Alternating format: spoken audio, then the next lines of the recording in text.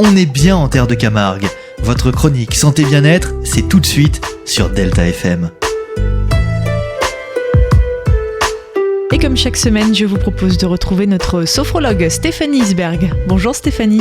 Bonjour, j'espère que vous allez bien. Peut-être que certains d'entre vous sont actuellement en télétravail. Et peut-être qu'il vous arrive de ressentir des tensions physiques, mal au dos, au cervical, aux yeux. Du stress face aux difficultés à concilier votre vie professionnelle et personnelle, au sentiment d'être seul, au manque d'organisation, de cadre. De ressentir également des émotions désagréables, comme de la colère, de la tristesse ou de la peur, liée à la crise sanitaire, aux incertitudes face à l'avenir. Peut-être aussi de la fatigue, de la démotivation et du désengagement. Et oui, tout cela peut arriver. Il est vrai qu'il y a quelques années ou quelques mois, cela pouvait être une envie d'opter pour ce mode de fonctionnement de travail. Or, en cette période particulière, où beaucoup y sont contraints, cela peut engendrer un véritable mal-être. Alors, que pouvons-nous faire pour améliorer notre quotidien et nous adapter à cette nouvelle méthode de travail ? 1. Je me mets à l'écoute de mon corps, de ce qui s'y vit en termes de ressenti. Mes sensations, mes émotions, et je prends conscience de ce que je ressens. Et si je ressens un mal-être, une émotion désagréable, et que je ne trouve pas les comportements adaptés, j'en parle à ma famille, un ami, un collègue, mon représentant des ressources humaines, un directeur, un professionnel de santé.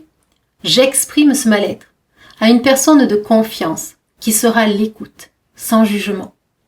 Le fait d'en parler, d'être écouté avec bienveillance, peut aider et permettre de trouver des solutions. 2.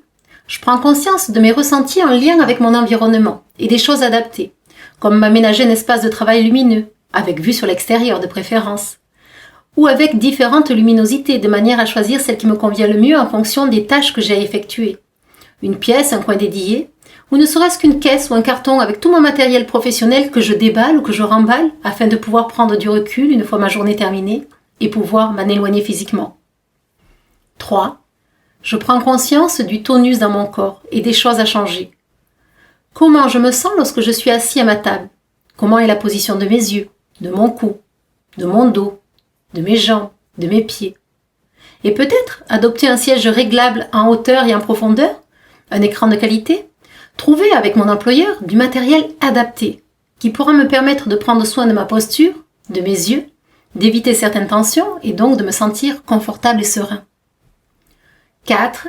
Je prends conscience des liens qui me relient à mes collègues, à ma hiérarchie.